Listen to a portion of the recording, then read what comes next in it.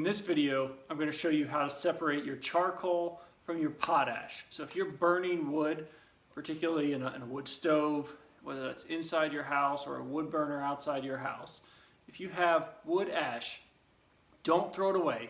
You're going to be able to use that in your garden or your raised beds come springtime. I'm going to show you how to do it with some stuff you probably already have laying around. The materials you're going to need for this project are a few old buckets. So I've got an old paint bucket and an old big box bucket. I've got some plywood, just some old OSB actually, some siding left over from a project, some hardware cloth. It's 1/2 inch by 1/2 inch hardware cloth. If you're unfamiliar with hardware cloth, it's just basically wire mesh. It's a small welded wire. This happens to be a coated kind. And some hardware, a few nuts and bolts, and we're going to have a fantastic potash separator. So let me show you how to put it together. These are the buckets we're going to have. They're just 5-gallon buckets. This one's from a big box store. And I've cut out a hole in the middle. That's about 1 1/4 inches.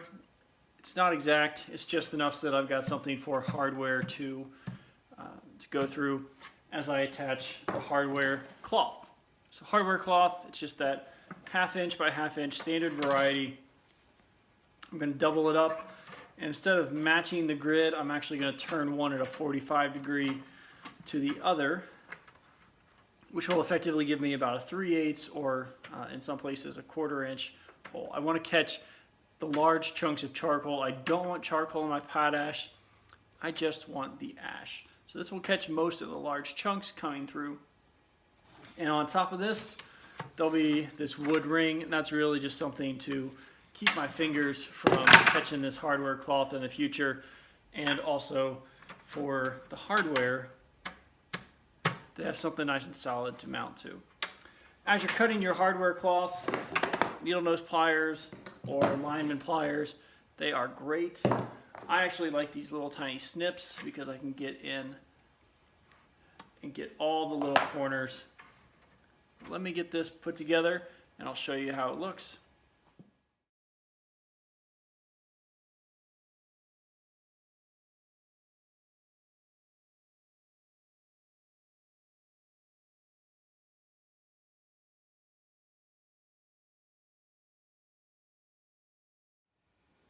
Here's the finished build.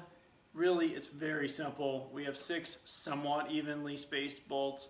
I didn't take any measurements here. I just eyeballed it wherever it looked like it was going to penetrate the hardware cloth with the least obstructions.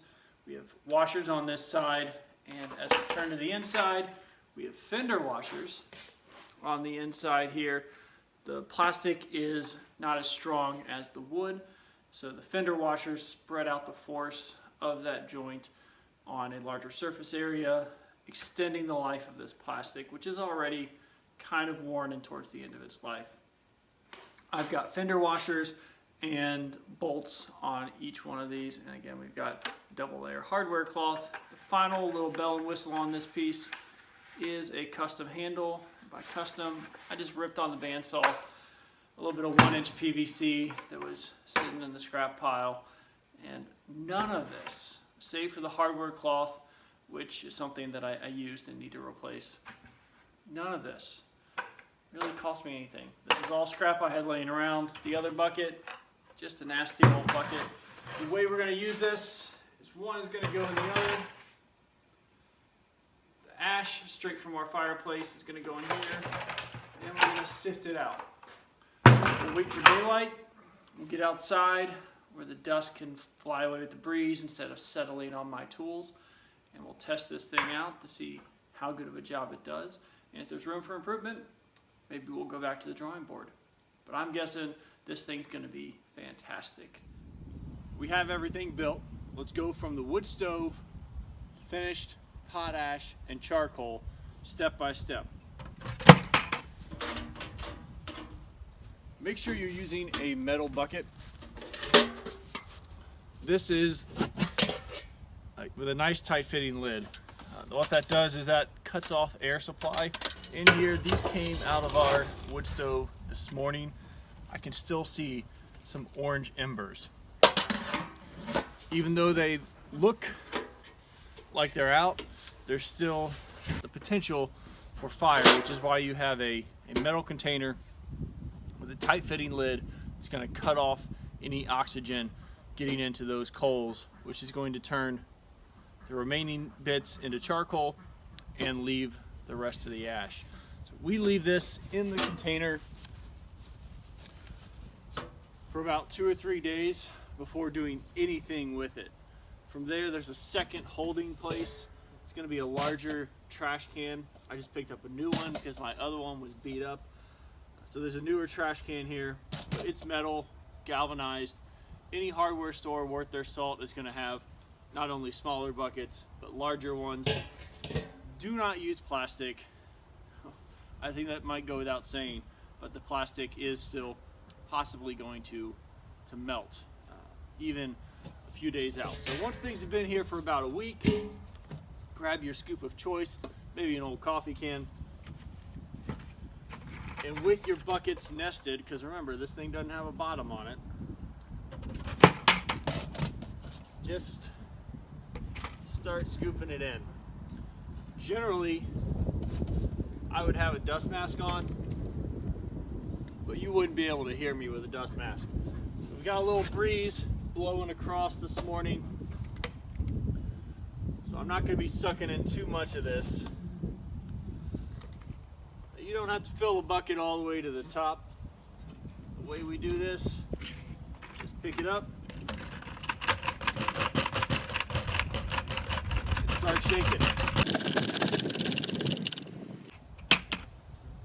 When you're empty, fill it back up.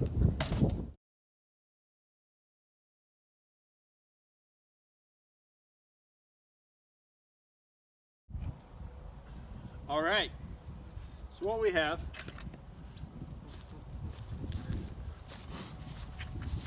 is there's our charcoal that's left over. We don't want that going into the garden. And here's the ash. In fact, I've still got some charcoal.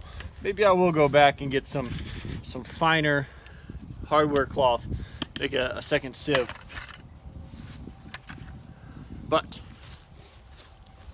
when you've got things separated out, just go ahead and dump your charcoal in one bucket. Save that for your grill or whatever else you might be using charcoal for. Maybe you've got a forge at home. And put the potash here in another container. And what I just found is that this double layer, 1/2 inch by 1/2 inch, maybe that doesn't do as good of a job as I really was hoping. Maybe I'll make a second one. So with 1/4 inch or maybe 1/8 inch hardware cloth, which would give me a really fine consistency. And it would also give me a few different sizes of charcoal to work with. So your wood stove, this is hot, it stays here for about 3 days. After about 3 or 4 more days, so a week total from the last time it was fired, that's when I'm going to start sorting. The sort, again, real simple, but it works. And you end up with charcoal and some nice potash that'll go in your garden. Thanks for joining me today. Hit that like button. Don't forget to subscribe and watch that next video. We appreciate you joining in, and we'll see you next time.